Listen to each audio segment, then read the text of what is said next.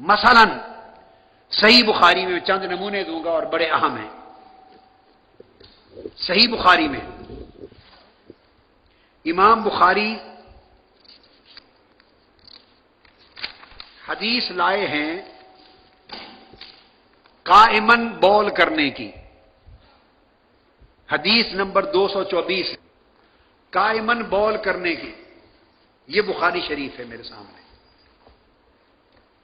اس کا باب نمبر 63 کتاب الوضو باب 63 باب البول قائمن وقائدن. باب ہے کھڑے ہو کر اور بیٹھ کر پیشاب کرنا. باب کا عنوان کیا ہے؟ البول قائمن وقائدن. کھڑے ہو کر اور بیٹھ کر دونوں لفظ ذکر کیا ہے امام بخاری نے، اور حدیث نیچے صرف ایک ہی لائے ہیں اور وہ کھڑے ہو کر بول کرنے کی لائے ہیں.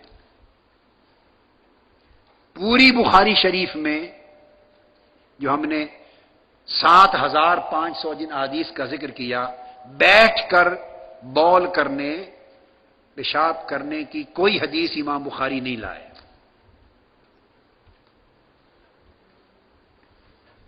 اب میں وہ جو کہا تھا کہ بڑی باریک چیزیں اور بڑی علمی دقیق اور لطیف ہیں، مگر دروازے کھل جائیں گے، پردے اٹھ جائیں گے انشاءاللہ مغالطوں کے، اشکال دور ہو جائیں گے. وہ لوگ جو بخاری شریف کے سوا کوئی اور بات ماننے کو تیار نہیں اور سمجھتے ہیں کہ بخاری کے سوا باہر کوئی شے حدیث صحیح نہیں، انہیں آج سے چاہیے کہ وہ بیٹھ کر بول کرنا بند کر دیں اور وہ یورپین اور انگلش برٹش اور امریکن کی سنت پہ آ جائے.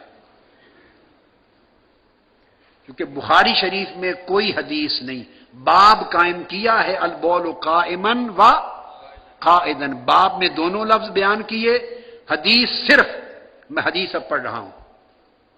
حدثنا آدم قال حدثنا شعبۃ عن الاعمش عن ابی وائل عن حذیفہ قال اتى النبي صلی اللہ علیہ وآلہ وسلم سباتة قوم فبال قائما ثم دعا بماء فجئته بماء فتوضأ. آقا علیہ السلام کی حدیث اور سنت لائے ہیں.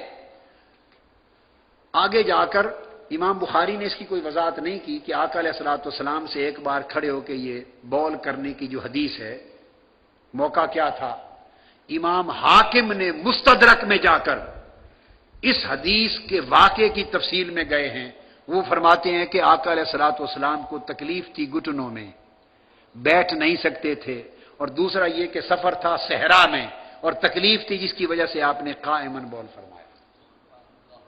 اب بولیے، اگر صرف بخاری پر کر لیا تکیہ اور کل علم بخاری میں دے دیا اور باقی تمام کتب حدیث سے آنکھ بند کر لی، تو اس پر جو اعتراض وارد ہوگا اہل علم کیا جواب دیں گے؟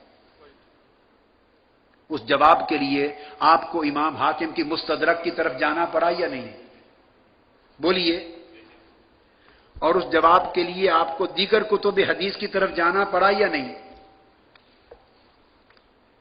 اب اس پر دیگر ائمہ حدیث اور سیاستہ نے ابواب قائم کی ہیں الگ. قائدن بول کرنے کے ابواب قائم کر کے حدیثیں الگ بیان کی اور قائمن الگ بیان کی.